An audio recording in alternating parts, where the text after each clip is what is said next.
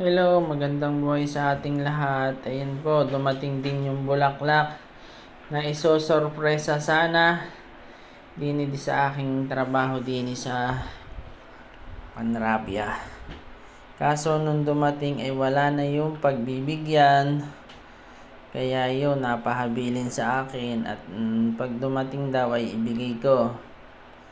Akin namang ibinedyo muna at para ako'y may pampost din. Gustong isorpresa kaso wala naman yung pagbibigyan.